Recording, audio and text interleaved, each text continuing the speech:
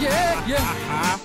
Oh, Yo, no. why are you stupid, man? Oh. No, sorry. Go ahead, man. What up? You just chatting about it. Go ahead and state your issue. What you got? You said what? R&B cats that do hooks? Yeah. They get a pass? Yeah, because we started talking about R&B in the chat here, and the thing is like, the thing that's always killed me is, God damn, I love that beat.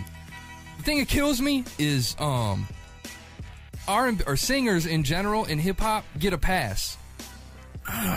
They get a pass. I don't know, man. If they're running flat on notes, if they're fucking up notes, they get a pass, and that shit drives me nuts. Now, all respect to her rawness right there with the track. That Free. Shit, the track is fire. I love the beat. The production was sick. Her lyrics was fucking on point.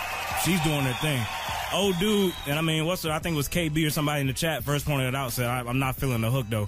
And remember, when we listened to it, a couple of cats that was reviewing it was like, it's all in all, it's still a good track. But the dude's voice was kind of flat, man. You know what I'm saying? Yeah. In certain parts, he just wasn't popping. But that being said, we're not singers. I can't sing. You heard me try to sing. I sound like shit. I ain't never heard that. This is just one man's opinion. But all I'm saying, all right, that's that. It is what it is. But yeah, the thing kills me is I'm not gonna bring this back up. I'm just gonna touch it briefly and then I'll walk away. Go ahead. Lil Wayne doing rock and roll because he has to use a vocoder shit because he can't sing, but he gets a pass because he's Lil Wayne. And it's hip hop. You know what I'm saying? All right, man. I just want to say, people in hip hop get a pass when they can't sing that way. I don't know. I mean, I hear people call fucking lots of people out. I've heard people say Nate Dogg can't fucking sing. No, he can't sing, not live. That's what I'm saying. I mean, That's true. I wouldn't say they get a pass. I mean, that's true. Shit. I'll say this, that even when a dude doesn't sing well on a hip hop hook, it don't slow the track down at all. People still be on it and still love it. They just overlook it. Just like, singing ain't that great, but fuck it, I still love the song. Without a doubt. But yeah. Now back to it's that fucking time, man. Stash box needs to get cracked open. Yeah, what was her name again? Her rawness. Her rawness, my bad. Her rawness. She actually went back and forth with the emails, and she was saying that song, the lyrics of that song actually mean quite a bit to her. I mean, she said all of it's fucking real. Shit, so, I mean, shouts to her, dude. That's a great People song. in the chat was digging it, man. Her rawness coming straight out of D.C. While I'm at it, let me throw out Balance's information, myspace.com/tracklords, who actually did the beat. And he's on their label, so go there and check them out. And we didn't get the site for rawness, but no, that shit will be posted up in the notes. Yeah, it's like myspace.com/her rawness, but it's spelled in a special way. Yes, indeed. Yo, can we get that stash box, man? Stash box. New shit. This is a drink I fuck with, man. It's a Magic Hat is the name of the company. I don't know if any of y'all got that out your way. Yeah, I saw this shit. Just on the fucking fly, man. What the hell is this? Yo, they number 9 is my drink, man. The Magic Hat number 9, I fuck with that beer. This one right here is called Wacko. And it's a summer seasonal, what they call it, man. I know some people probably be like, man, these dudes are some damn beer faggots. Seriously, no, man. You know what I'm saying? No, sir. This shit is delicious. We like delicious shit. Getting their artsy beers. But you know what I'm saying? I mean, you could always fall back on a Miller Lite or Bud Light or Corona, all the mainstream shit, but you know what I'm saying, we underground with the music, so we like to keep it underground with the beer too, you know what I mean? So we try different stuff. Hear that? That's the sound of deliciousness coming out. Is this a wheat beer? I have no idea, dog. All I saw was Magic Hat, and I saw it was different than the one I usually be getting, so it's called Wacko. So it's a crisp summer beer. Crisp? As long as crisp don't mean bitter. Where ancient alchemy meets modern day science to create the best tasting beer on the planet. We will be the judge of that, motherfucker. Hang on one moment, please. Heck yeah. Tasting some hints of some hints of what? It's tastes like a wheat beer to me. It does, dude. It's got the wheat in there for real. It's got that bite. It ain't bad. I could drink this on a hot summer day, dude. This is good shit. It's different, yeah. I ain't gonna lie, I'm kind of feeling it, man. Wacko Summer Seasonal, man. That's the joint by Magic Hat, man. Mm-hmm. So yeah, if y'all out there, you like a good wheat beer, you might want to rock with this one, man. Hold up, let me hold it up to the camera so the chatters can check out the logo. Yeah, go ahead and run that. Take it. Yeah. It's not bad, dog. It's not bad at all. I will be finishing this bottle and several bottles thereafter. Yeah, I gotta say, man, honestly, shouts to me. I think I picked the goddamn best beers we've had so far. You have, except for seriously, that Lafay, man. which still wins. Which one was that one? The gold foil shit. I picked that one? Hell no, you didn't. That's what I was gonna say. I didn't think I picked that. That one was good. But man, see, Fro, man, and his ass be picking tequila. Oh my God, tequila. Then who bought the chocolate?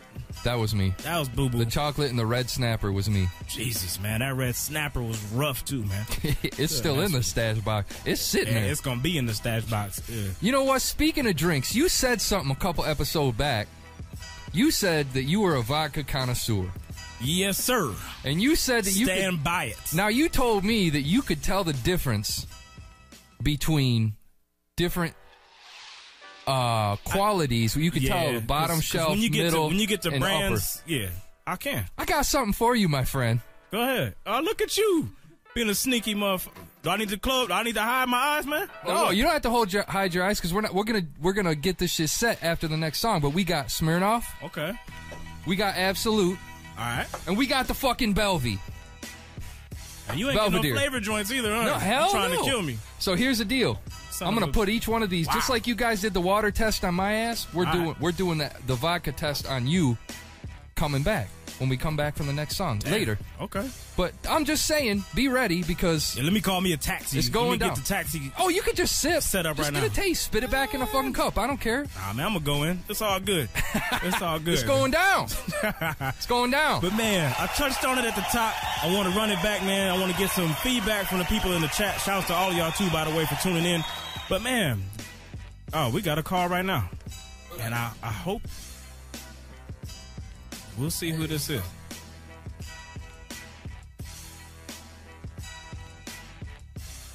Yes, sir.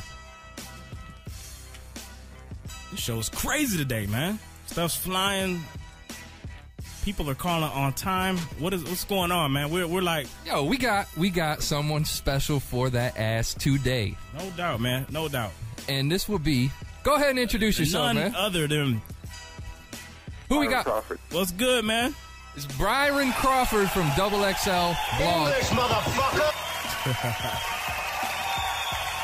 Yeah, hey, thanks for having me on. I'm glad you guys consider me special. No doubt, man. No, man. I mean, dude, you out there making crazy waves with the blog, man. I know, people who don't know, I know you write over at XXL. You blog over there, and you've also got your own blog. ByronCrawford.com. Yep. And Hey, pardon the interruption. Just let me cut in real quick. I want to tell you that this interview is probably one of the most boring interviews we've ever done on the Hood Hype Show in its entire existence. So if you're interested in hearing a boring interview with Byron Crawford, continue on, please, by all means. But if you're not, then go ahead and fast forward, scroll that iPod wheel to the 42-minute mark and, bypass the whole thing altogether. I apologize as a producer. I did not do my homework and realize that this dude basically has the personality of a cardboard box in person. So, there you have it. Enjoy the show.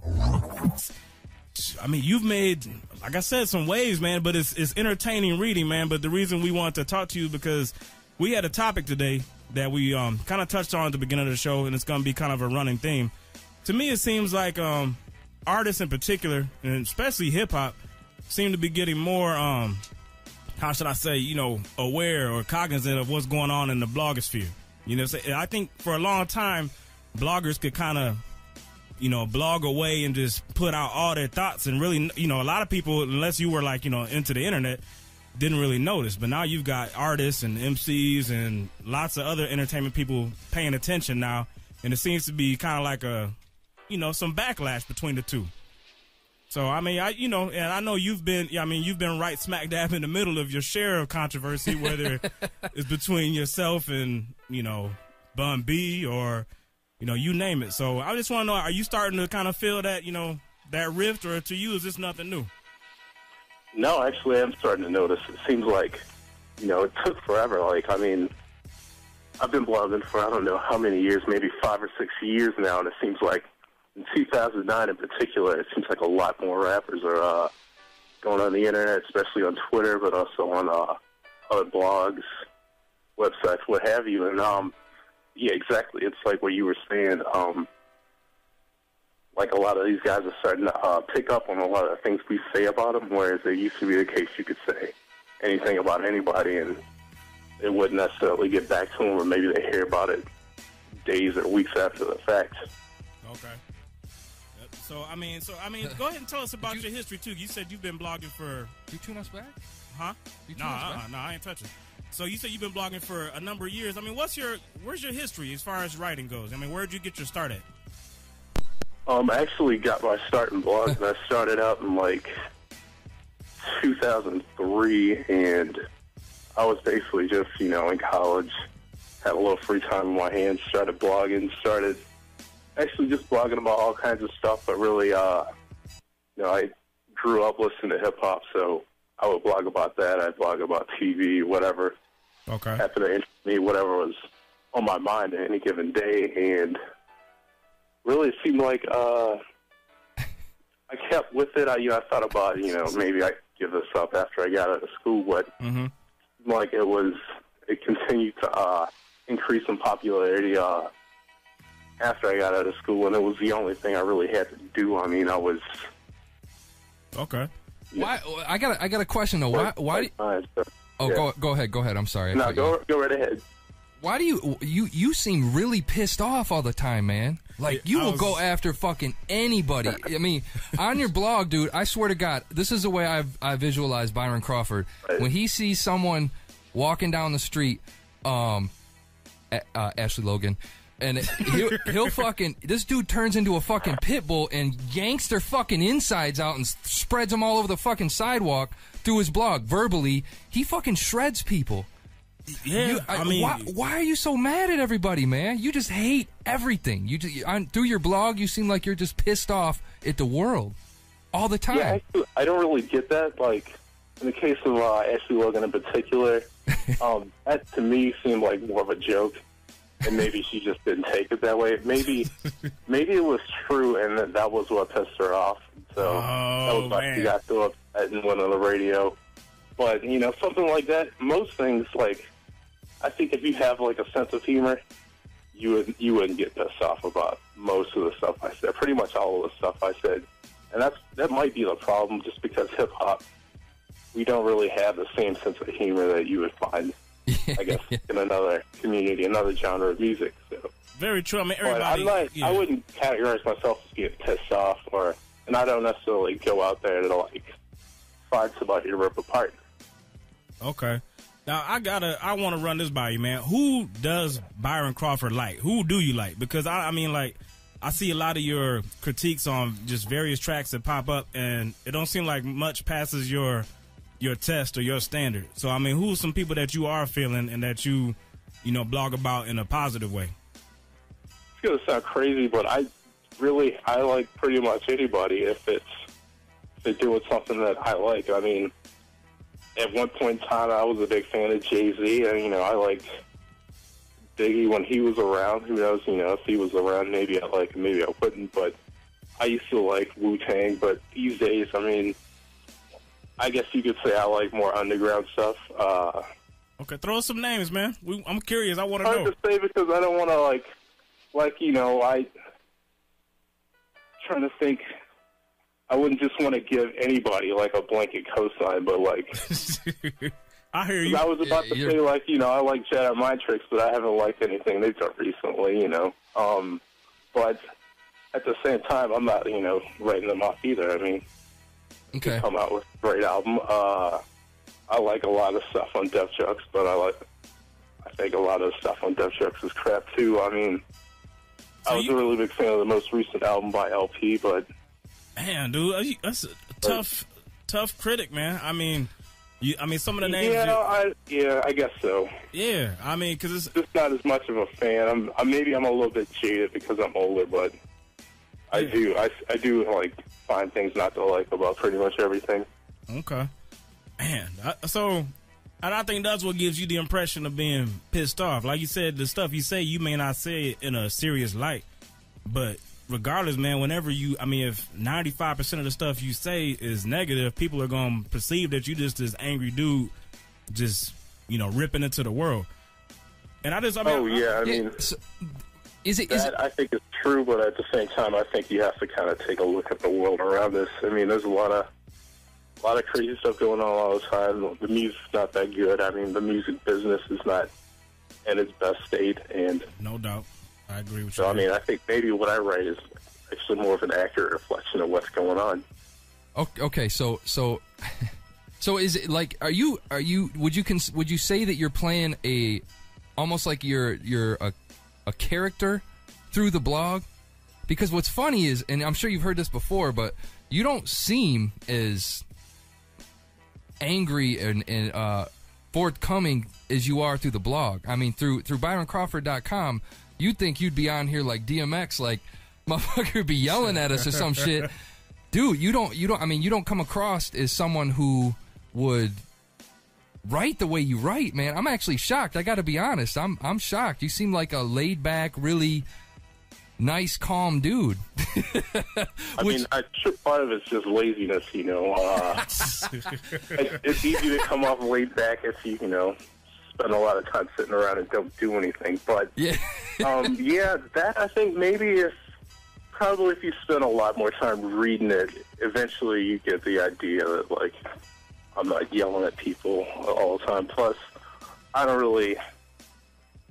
really in a position where I can yell at people all the time. I work in like a store with a lot of like old ladies, and if I was yelling at them, I'd be probably homeless at this point. So it's just not who I am. Yeah. I heard. All right. Well, I mean, it's crazy, man. I'm actually shocked. So you're still writing for XXL and all that?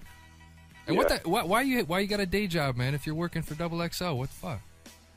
Well, gotta keep the landlord off my back. Yeah, no doubt. It's between like XXL and my blog and work, and I do all right. But if I was just working for XXL, which I could do, I just wouldn't be doing nearly as well. Particularly, with the economy, you want to make sure you got money coming in. You got money coming in from a few different places. That way, you're not as reliant on just one job, one source of income. Yeah.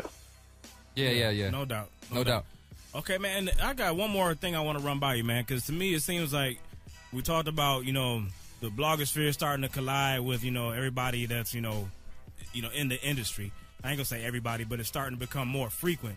Do you worry about getting approached, man, for some of the things that you say? Because, I mean, people could take the way that you write in the wrong way, and then, maybe at one of these industry events run up on you. I know we had Nori on recently, and he talked about, his run-in with Perez Hilton, who was, kind of talking greasy, and saw him in real life, and it was a whole other type of situation. I believe he said he took off running. Do you kind of worry about that for yourself? Like, if I continue to write in this manner, that eventually it might catch up to you? No, I don't actually. Part of it's that I don't really go to like industry events. I never went to an industry event in my life other than like a concert. Being out here in St. Louis, but also, I mean, I don't really think that most rappers are, the kind of people who would read something they disagree with online and then go out and want to fight somebody or do something else. Okay. But I mean, I'm sure there are like a few rappers who genuinely are that crazy, and even those I'm not as worried about. I think if you're that crazy, chances are you're also not like I guess very well organized. I mean, if somebody, like I said, I've been around for I don't know how many years, like 5 or 6 years at this point. If you're saying, like, I was going to use Temp C as an example, but I can't because he's gone. But right. If somebody like that really was interested in coming after me, I mean, they could find me. They could have, by now. And like I said, I just don't think they really care that much. Right. I think a lot of these people, you read harsh criticism of yourself, and the natural tendency is to want to lash out, particularly in public, because you want people you don't want people to see, someone talking shit about you and not respond to it. Mm-hmm. But I don't think people are like that hurt, personally, to where they want to come and get at you, try to attack somebody. Okay. I understand that, man. Well, go ahead and tell us about what you got, coming up next, man. Real quick, can I cut in? I always do this to you, man. Go ahead. Someone in the chat was asking, what's your opinion on where magazines will be about like this time next year? Where do you think magazines are headed? Do you think they're on the way out? I mean, being that you're with XXL. As funny, like, you know, I'm with them, but I don't know hardly anything about it. They could be out of business by this time next year, for all I know. I mean, you see magazines going out of business, and you see a lot of people getting laid off from the ones that aren't going out of business, and I think it probably is true that it's a dying business. As far as, like, how long that's going to take, I don't know. It might be a year. It might be 10 years. I think with Double XL in particular, if a magazine goes out of business, I would be looking, you know, maybe something like Vibe magazine or Complex magazine, one of these magazines where they have been having problems. Double XL, it seems like the website, I don't know how well it's doing. It seems like people do advertise in it. People advertise in the magazine. It seems like it's still doing well as far as newsstand sales. So it could go out of business. I don't think it would be the first to go out of business, but at the same time, who knows? Like I said, I'm not an expert. Yeah. Okay, no doubt. All right, man. All right, man. Well, you got anything else coming up besides your, you know, writing? Are you going to start writing for anything different or any new ventures in the works for you? I actually don't. I know I probably should or something, but it's like, you know, I basically kind of got comfortable writing for the places I write for, and hopefully I'll be able to continue writing for, like, my blog, Double XL's blog, and, you know, the various other things that come along from time to time. But eventually I probably would like to, you know, branch out and do something, if only to make more money, but I don't have anything planned right now. Okay. All right, man. Well, that's what's up, man. We appreciate, you know, you taking out the time to talk with us, and people can check you out at ByronCrawford.com. Go there, check out his blogs, and also go over to XXL, as if people don't know where that's at, but you can always find his, you know, recent work over there on their blog section. So appreciate the time, man. Yeah, no problem. All right, man. Thank Be you, easy. man. All right. Hey, can you What's up? cut the background music? Yeah, go ahead. Say what you gotta say. What's up?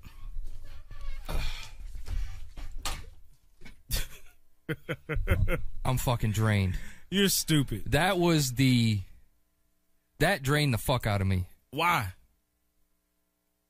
I did not expect that to be. Wow, man. I'm shocked, dude. That's all I can say. I'm shocked. We're gonna get into it more. I'm shocked. you know, like I said, I was just setting up to get into that topic a little bit more.